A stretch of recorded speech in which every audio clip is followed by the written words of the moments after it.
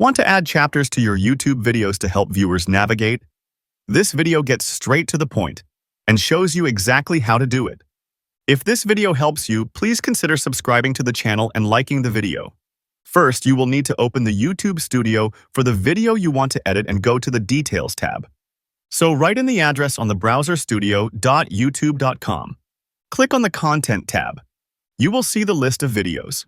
You can click on the Edit icon from the list. In the video's description box, you can start creating a list of the key moments or chapters from your video. For the timestamps to work correctly, your first timestamp in the list must always start at 00:00. You can then list out the other chapters by typing the exact time, followed by a space, and then the chapter title. For example, you would type 01 color 10 instructions on a new line for a chapter at 1 minute and 30 seconds. After you have added at least 3 timestamps, YouTube will automatically create the video chapters for you.